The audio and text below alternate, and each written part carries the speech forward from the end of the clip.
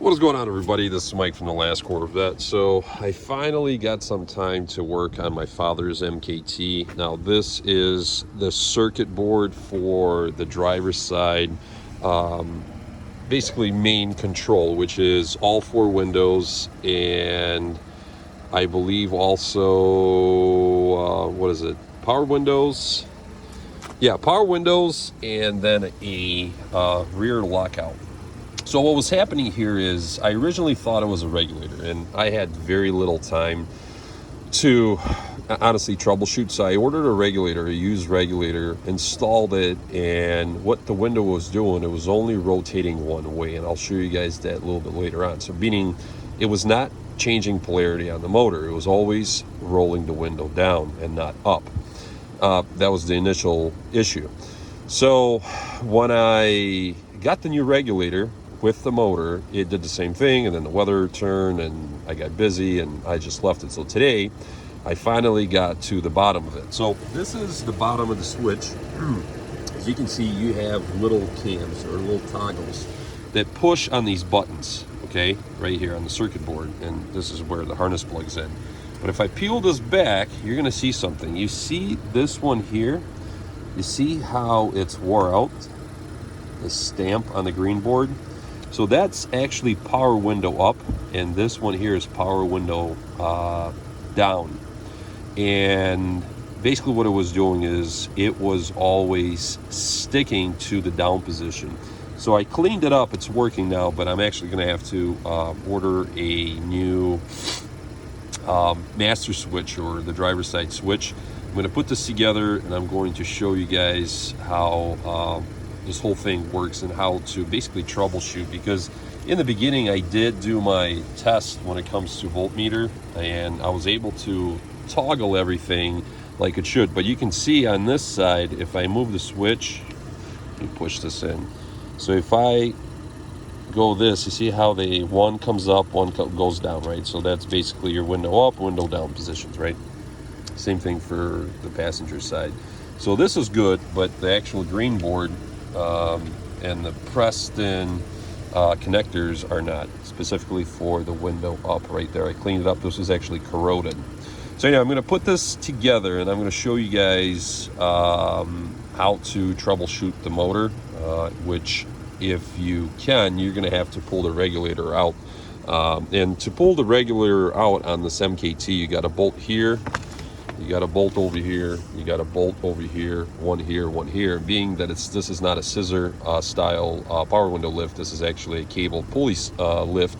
Basically what you do is you first need to unlatch the window, and I'll show you that in a second, how to do that as well. And then what you do is you disconnect the window first, you bring the window up manually, and you can duct tape it to the door so it doesn't slide down, and then you remove your bolts and then push the stanchions, okay, one here out, and then you bring this one out through this little opening here first, and then you do the same thing. So being that it's connected by cables and pulleys, it's pretty easy to actually kind of fold it inside this door cavity and then bring it out through this opening here, one stanchion at a time. So this one first, and then once you get it through, you can maneuver this one out the same opening as well.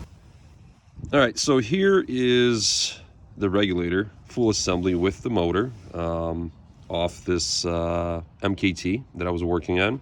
This is the one that I bought, okay? And basically, long story short, it didn't make a difference because the problem is actually in the master switch itself.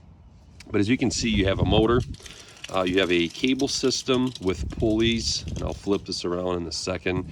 And then you got two stanchions that go inside the door. So these are the ones, like I told you, when you actually take all the bolts out, you can easily fold this and get it out of the access service basically point within the door cavity.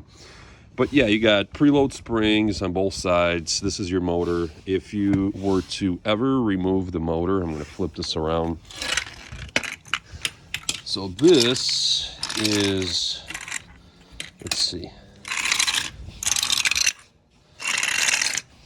All right, so this is the setup here.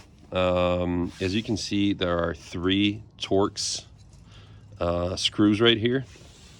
You got to remove those to remove the motor. This back portion, if you see, there's more torque screws here, 4 of them. That's just to reveal the windings on the motor. So that has nothing to do. Don't touch those, just touch the 3 if you have to remove it. These retainers, if you actually open the vehicle up, think of this as being flipped around. So the window is actually going to sit in these retainers, and then the track goes up and down. You see there's cables, pulleys. Once again, pulleys, cables, and all works as one, obviously. Of course, if a pulley fails, cable fails, then that's the regulator, not the motor. Now, as far as the window retainers, on the bottom of your window, you'll see you'll have plastic tabs. You see this hook right here? That's what actually latches onto the window, so the window stays on the regulator on both sides, here and here. And then basically all you do, if you ever want to disengage it, you would just simply just pull back on this tab here, like so, and then it would disengage the window, and you would have to obviously do it from both sides. But anyway, going back to the motor. So I took this motor off, and this is the main harness that lives in the door that plugs into the motor, and I was hitting the switch. And what was happening is basically everything was rotating counterclockwise, regardless if I was rolling the window or commanding to roll the window down or up. And that's when I started to basically check voltage again, and then figured out that I wasn't switching polarity on this electric motor, and then that led me to the switch. But yeah, the easiest way to tell is obviously to make sure that there are no blown fuses, to make sure that you are getting power. Normally, if you hear a click within the door, something is happening, and it could be your master switch, it could be the motor, or it could be obviously the regulator assembly, which is, this is the regulator, this is the motor. And sometimes they sell them as a package, sometimes they sell them separate. But if you get to the point where you're troubleshooting, trying to figure out basically what does what, or what's working and what's not working, remove the motor and simply just cycle the switch and see if the motor is rotating. This gear will rotate either counterclockwise or clockwise. If you're not getting anything and you got power going to this plug here, then it's the motor. If you are getting full motion, then it's the regulator. Something is going on within the cables and the pulleys. And of course, if you're only rotating one way and all the wires and everything seems to make full contact, then it's probably the master switch. All right, hopefully that helps. What is going on, everybody? This is Mike from the Last Corvette. So I'm currently driving the MKT. Took it out for a quick little drive. Same thing, it's been sitting for a long time. Put air in the tires, they were low, put fuel in the vehicle. And when it comes to the power window situation, this driver's side here, as you can see, the door panel is back in, the master switch is back in, everything works. But I am getting a new to me, a used main circuit board, basically a whole switch assembly. But anyway, the first video that I did was just me taking the door panel off, right? As we'll say a DIY instructional video. I had a small little window to take the door panel off and then test everything out, just because I believe there was either snow or rain coming in. This was earlier in the winter. And then as I probed power and ground, everything seemed to be okay. And it was freezing outside. So I ended up just getting a used regulator with a motor, which I'll show you guys as well, and how all that stuff kind of comes together and works. And when I received it, same thing. I had a small little window. I threw the regulator in and there was no change. Basically, it was doing the same thing it was doing before. So I left it at that. Yesterday, I finally had time to actually like dive in and figure out and troubleshoot. So as I put my probe, my voltmeter into the plug or the harness that feeds the regulator motor, I quickly realized that I would get a constant power to the down position and then nothing to the up position. Once in a while, I would get some kind of a flicker. So that led me to taking the switch apart, and then also taking the motor off the regulator. And what I noticed is, regardless if I went up with the window or down with the window, the motor was rotating the same direction, in the same direction, I should say. So it wasn't switching polarities. So what I did then was pretty simple.